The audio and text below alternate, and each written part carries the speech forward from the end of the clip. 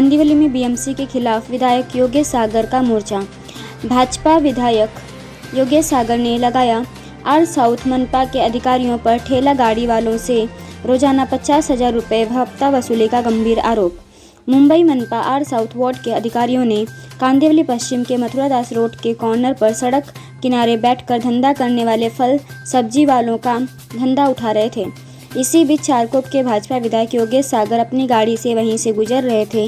उन्होंने तुरंत गाड़ी से उतरकर मनपा की इस तानाशाही कार्यवाही का विरोध शुरू किया। के कांदिवली में महानगर पालिका के रिक्वेस्ट पर महानगर पालिका की इमारत बनने से पहले वो फुटपाथ पर बैठने वाले फेरी वालों को आगे जगह देकर के शिफ्ट किया गया। ये नए डेप्यूटी म्युनिसिपल कमिश्नर को और नए वार्ड ऑफिसर को मालूम नहीं है। जब उन फेरी वालों को वहां से हटाया गया, ये फेरी करते हैं, कोई पाकिटमारी नहीं करते हैं, किसी का चेन नहीं स्नैचिंग करते हैं, किसी को लूटते नहीं है। उनको ईमानदारी से प्रोटेक्शन देना चाहिए। महापालिका ने और सरकार ने फेरी वाला धोरण बनाया नहीं। अपने बच्चों को आप पेट पालने पोसने वाले, बच्चों की पढ़ाई के पीछे खर्चा करने वाले उन फेरी वालों को सम्मान नहीं मिलेगा और उन पर इस प्रकार की दादागिरी चलेगी कि केवल 30 फुट की जगह पर फेरी वाला नहीं बैठने देंगे तो भारतीय जनता पार्टी उसके सामने संघर्ष करेगी। मैंने डेप्यूटी म्युनिसिपल कमिश्नर को विनती की कि आप डेप्यूटी म्युनिसिपल कमिश्नर नहीं थे, मैं विधायक और आम नगर सेवक नहीं था, उसके पहले से 35 वर्षों से ये फेरी वाले यहाँ पर बैठते हैं। आप उनको आज इस प्रकार से हटा नहीं सकते। लेकिन उन्होंने कहा कि नहीं, हम अपना निर्णय किया है, वो रास्ता हम क्लियर करेंगे। उनको अगर रास्ता क्लियर करना है तो काड़सिद्धेश्वर मार्ग है, 60 फीट डीपी रोड है, उस प्रकार के रास्ते ठेले वालों से रोज का 50,000 रुपया हफ्ता ही जाता है। यहाँ पर मैं जवाबदारी से कहता हूँ, जवाबदारी से कान खोलकर म्युनिसिपैलिटी के अधिकारी सुन ले। 50,000 रुपया प्रतिदिन ठेले वाले आते हैं, उनसे हफ्ता जाता है।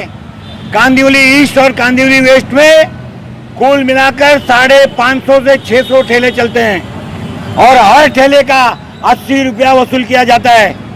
मैं दावे के साथ कहता हूं, इस प्रकार के आप व्यवसाय धंधा करोगे और फेरी वालों को यहां से हटाओगे, भारतीय जनता पार्टी संघर्ष करेगी।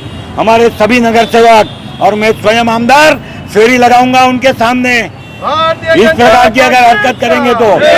और इसलिए उनके संघर्ष में, उनके विरोध में आज हमने यहाँ पर धरना किया था। देखिए, ये बीएमसी वाले को जैसे अभी अखिलेश गौड़ जी ने बताया कि इनका तुगलकी फरमान है, तो ये बीएमसी अपने मदहोश है। इनको अभी बताया कितने पुराने लोग हैं और फेरी वाले धंधा करते हैं, कोई चोरी नहीं करते हैं, किसी का पॉकेट नहीं मारते हैं, अपने मेहनत करके खुद के कमाई से अपना घर चलाते हैं, इनका परिवार चलाते हैं। अभी बारिश के अंदर इनका तालपत्री हटा दिया गया। कितने लोग बीमार पड़े इस महामारी के अंदर, कोरोना जैसे महामारी के अंदर कितने लोग बीमार पड़े, कितने लोगों का दवा में पैसा गया। ये तो आज पूरा दिन वैक्सीन सेंटर पे माननीय विधायक हमारे योगेश सागर जी थे, रास्ते से जा रहे थे, उतने में बीएमसी इन लोगों को पे ज़बरदस्ती कर रहे थे, सबका माल उठा रही थी। उन्होंने गाड़ी रोककर यहाँ पे उतर गए और हम लोग को भी मालूम पड़ा तो हम लोगों ने ताबड़तोड़ यहाँ पर पहुँचा और उन्होंने रोका। इसलिए मैं भारतीय जनता पार्टी की तरफ से और खास करके इन तमाम फेरी वालों की तरफ से माननीय योगेश सागर जी को बहुत बहुत धन्यवाद करता हूँ। और जितने फेरी वाले हैं, भारतीय जनता पार्टी इनके लिए हमेशा संघर्ष करेगी और जब तक इनके ऊपर कुछ भी अगर प्रॉब्लम आएगा तो भारतीय जनता पार्टी हमेशा इनके साथ रहेगी।